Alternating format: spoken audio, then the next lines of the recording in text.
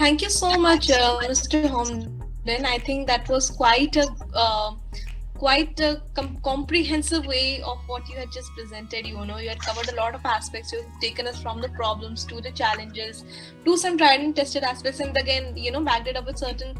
You summarized it quite well, if I could put it like that. So I'm sure it will lead to a lot of engagement now, because we have had a very interactive crowd. So we actually already have a first question. So that's great. Ms. Madhumita Adya, she's asking, planned observations or surprise observations, which one of them is a good practice and what are the positives of each? Okay, the answer is both, in my view. So in the professional development policy that we've been writing at DPS STS School in Dhaka, it's quite clear what should happen. And the first observation, we have agreed that the observer gives a week's notice. They're going to be new, they're going to be uncertain, they're going to be, they need time to prepare. We think that it's fair for the first observation to be good notice. Thereafter, we've said there are going to be 2 formal further observations for which you will get no notice. So any lesson could be observed at any time, but at the same time, you want that to be supportive and you want that to be ongoing. So that's the way that we've set it up there. And I think you could do this in a number of different ways, but I think the answer is both. All right. I think that's a quite nice way of looking at it, understanding what works for that particular situation and then go ahead with it. So we also have another question from Dr. Rajesh Sharma asking, can we have the rubrics for class observation? The rubrics for class observations have to be developed by the school themselves to suit the school. It depends on the age of the kids, it depends on the experience of the teachers, and it depends on the background of the training. So my advice is that you should develop your own rubrics. If you're a Cambridge school, take information from Cambridge. If you're an IB school, obviously you will be taking information from the IB. There are certain similarities, however, between all rubrics, I think. And I'll give you an example. I'll give you 2 examples. I think every set of rubrics, and the ones that we're developing at the moment have 5 lines of rubrics. One line is about pace and the idea of prior learning as well.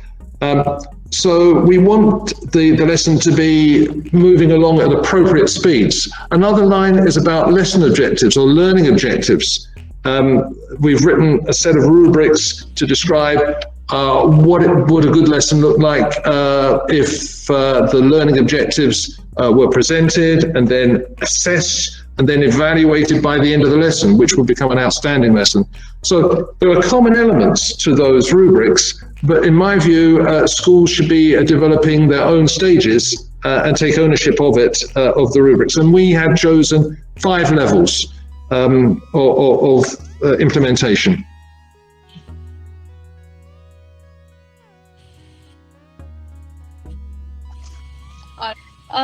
So we have a follow. All right. So we have another question from Meera Subramaniam asking, is a follow-up needed for the training, and what is your opinion on this?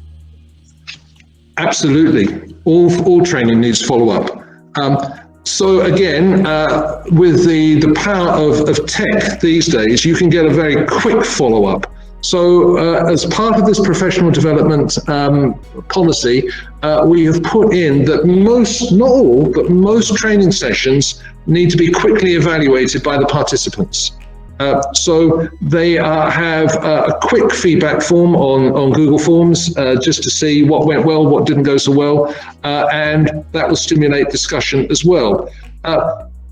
If we then look at lesson observation, feedback about lesson observation, absolutely essential, and we've again set up a way of doing that. I think any school would set up a way of giving feedback to the teacher. the question of time is always a big issue. You know, how do you do it quickly and effectively? So a little bit of attention to how much and how quickly in the professional development policy, always useful. All right. So we have one more question asked by an IGCSE coordinator in Mumbai. The major areas we should prefer for professional development in terms of training. Sorry, can you just repeat that? I didn't quite hear at the beginning. Sure. You're asking what are the major areas one should prefer for professional development in terms of training? I think a lot depends on where you are as a school. What is an absolute strategic priority for some schools would not be a strategic priority for others. And I think it depends on where you are in your journey as a school, the development of a school. It depends also on how much training people have had in the past.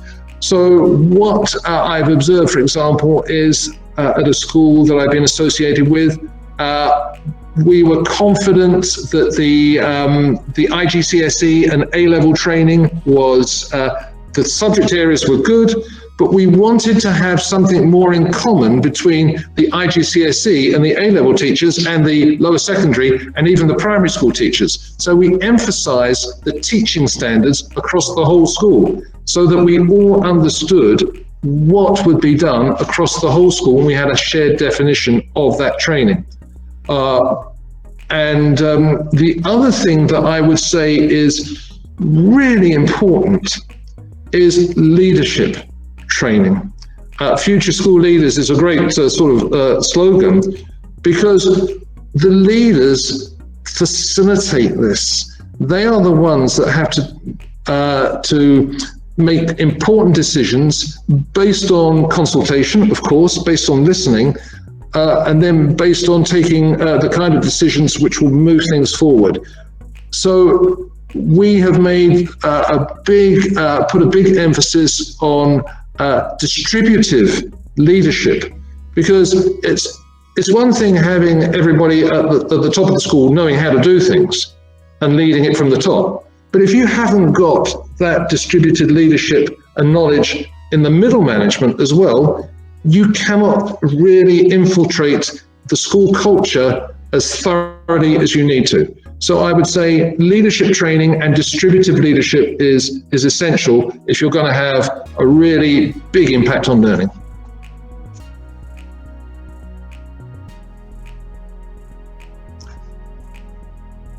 Sorry, I couldn't hear. You're muted, Namrata. Yes. Sorry. We have a lot of audience who have absolutely what you just said, that you've outlined. We have one more question from Deepa Dogra asking how training needs across the whole school curriculum are defined by the school and personal level. Sorry, could you just repeat that again? I didn't quite catch it all. Yes. So it's actually a two-part question. Asking how the training needs across the whole school curriculum are defined. All right. And secondly, who decides training needs? Very good question. Excellent question. It has to be as the result of a conversation between the leadership and the various different parts of the school. Okay? Because yes, the leaders at the top will have an overview and they will have an important perspective. But the people who are actually in the classroom and are coordinating classroom delivery at middle leadership levels also have a crucial perspective. And so, in my view, what should happen is that you identify what I call professional development centers. So there might be a primary professional development center, a lower secondary professional development center, a senior professional development center, and let's not forget the support staff professional development center. Because if they aren't trained, you're not going to get the students into the school in the first place, because you need a great admissions office, you need a great maintenance team, you need a great transport system. Without that, no learning takes place. So if you distribute the initiative to initiate ideas to those individual centers, and then you build it into your framework in your professional development policy as to who to talk to and when. The informal discussions, of course, carry on all the time. They all happen all the time. But if you know that your professional development center as a primary center is going to be considered by the professional development committee in October, and you have to make a case for some professional development training for the following year, and you're going to do that in October, and then that will be considered alongside everything else, you've got a chance to influence the school's direction strategically. Now, from a school's point of view, they've also got a budget for that, and it's a very difficult task. So I would say that if you're starting your, I'm going on the Northern Hemisphere international style one, which is not the Indian one, I know, but I would say that you have your initial formal conversations in October, you start having really serious presentations in November, you've got to make decisions by December, and you put that to the board for approval, because once the board or the owners have approved it, it goes into the budget, you don't have to go back to them anymore. Okay, so it's a conversation that has to happen. You can take that for the CBSE year and the Indian year and translate that into the kind of months that you need to allocate to your preparation, but it does need preparation. But a great question. Thank you. We have a follow-up question. So you already, there's a definite requirement for follow-up training program. But when we talk about fresh programs, we have a question from Lonu Gogoi asking how many times a training program should be carried out in a year and for the teachers, and what could be an ideal, let's say, gap or scheduling that could follow for this. We cannot forget that the main business of teachers is teaching. They have to be given real time to prepare and to be in their classroom and to get to know their kids. It's sometimes when a school is very excited about new ideas and so on, we can, and I hold my hand up, I have been guilty of overloading people. No doubt about that. And that's why it's so important to listen and to modulate and to adjust. If it's in the strategic policy of the school, and it should be in the strategic planning of the school as part of the strategic plan, those discussions about what is appropriate and how much you can actually bring to bear that is completely new, those discussions then take place. I know that I will listen to a number of people all the time who say, don't you think that's a bit too much? I think you're forgetting how much other work they're doing as well. So it depends on the school. But if you are adopting a major new curriculum, if you're introducing a Cambridge curriculum in certain subjects, for example, for the first time at primary and lower secondary level, there's some new ones out, for example, the music, the PE, the digital literacy. That is going to require quite a lot of initial training, follow-up sessions and observations in the course of the year, and that must all be planned in advance. So there's no single answer about how much you should be doing, but it does need to be discussed, and teachers' other priorities do have to be thought through.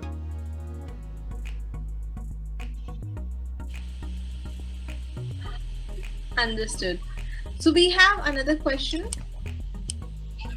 We have another question from Dr. Shivananda asking, some teachers find delivering their best is not possible on a virtual platform. Also, it is found that many teachers doing extraordinarily well on a virtual platform. So how do we bring consistency on the virtual platform? The consistency on the virtual platform is so important these days. And people are just being thrown into the deep end. And I think a lot of people are doing really well. A lot of people are still finding it difficult. I think the same applies to the digital learning and the digital teaching as with teaching in a conventional classroom. The backup, the training needs to be supportive. The backup and the training needs to address real questions and real problems. I remember when we were setting up the first program of online learning, just in March, April. We were just figuring out this stuff for the first time. A lot of the problems were purely technical. How do we make sure that we can register kids? How can we make sure that they learn how to mute their mics so there's just no cacophony? How do we make sure that we do this, that, and the other? But in my view, and this is open to discussion, once you've got those basics mastered, the other principles take over. You want to start on time. You want to finish on time. You want to make sure that kids know about the learning objectives. You want to try and find ways of engaging them. And for online learning, in my view, that's not just about taking part in a live discussion. That's also about looking at the chat that goes on in parallel in a lesson, but also in something like Google Classroom. You want to see what they're saying in Google Classroom asynchronously as well. So that kind of support is needed. But in my view, the principles of good teaching apply online as well as offline in the classroom, but there are some technical things to manage that have to be dealt with, definitely. And these things keep on changing as well. Some of the teachers that we're involved with are so confident now that they want the groups. They want to split up their class into groups and get discussions going in groups. So Google Groups is something that they're taking forward, and then other people will need help to find out about those as well. So there are differences, but there are similarities as well, in my view. All right. So we have a question, a very interesting one, I must say, which has asked, how about taking students' feedback and then sharing it again with the students? And would it be helpful? In terms of their own idea about how well they're learning, really helpful. Really helpful. I think I've probably learned as much from students as I have from anybody else. In terms of my own teaching, but I mean, you're doing this all the time. When you're a teacher, you're looking at them, aren't you? You're trying to catch their eye. You're trying to see what's happening, and of course, you know when they're engaged and when they're not engaged. So that's the initial kind of feedback, and then I think as an individual teacher, if I had a slightly different reaction from a child than I normally expect, I might take time either in the lesson or after the lesson, just say, I noticed that you were, well, whatever it is, tell me a little bit more about it. Because the teacher's first duty is to know your students. And if they are reacting in a slightly different way than you anticipated, then you need to find out more. In terms of finding out more about the way that they're learning in a wider sense, yes, I think for those schools that might be members of CIS, the Council of International Schools, you're used to this because you are actually taking feedback digitally from surveys from students. And CIS are really very, very good at structuring the kind of feedback forms that are going to be useful. I think if you take the principles that you see in CIS applied to a really good online survey, and we've designed several in the past, you can really get very valuable information without compromising, here you go, without compromising the security of the teachers. You've got to be asking about the learning in general rather than individual teachers, definitely.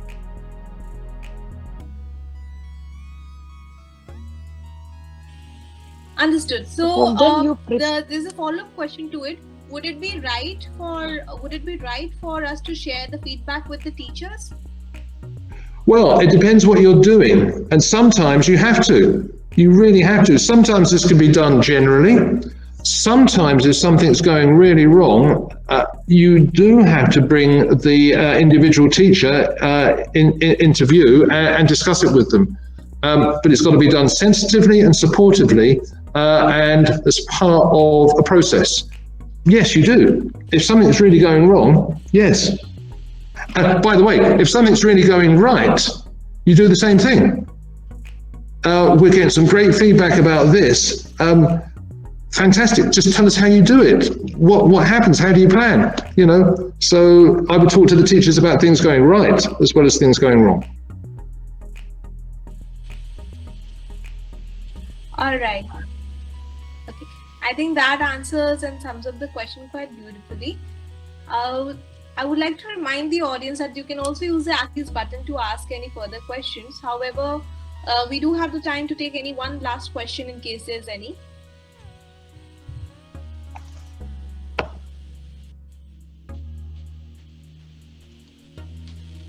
All right, so we have a question which is asking, other than CIS, what are the best agencies for quality checking? Yeah, it's a really good question. And CIS are very well known, of course. But if you're running a Cambridge program, for example, or a British international program, I think the accreditation process that has been developed by the Council of British International Schools is outstanding, COBIS. It has a number of things in common with CIS, but it's much more streamlined and really does put things together in a very, very useful way to help you as a school. It's rigorous, but it's also very helpful. So that's COBIS. There are certain criteria that you have to meet with regard to the membership of COBIS. Sometimes you can meet those as an international school, sometimes technically you can't, but it's worth looking at. So I would look at COBIS, I would look at CIS. I would also have a look at the National Board for Professional Teaching Standards, because they're going strong as well, the PTS. Do have a look at them, because I only took the 5 core propositions. And individuals can enroll with that board. Now, they're mainly American teachers and they're mainly in America. But if you're offering an international program, you can get enrolled to be certified as part of that program. But that's more about individual teachers taking their professional development way forward and might not necessarily be the most appropriate things. My other suggestion is, if such a quality sort of framework doesn't exist for the schools that are attending this meeting, you should try and create one. That's where they all started. Schools getting together and saying, you know what, we have to work together in order to learn from each other and therefore to try and set some common standards.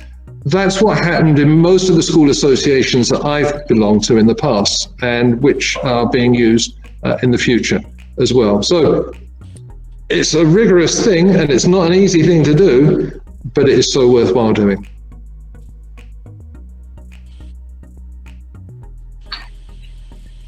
Understood. Thank you so much for so patiently answering all the questions and so validly addressing each one of them.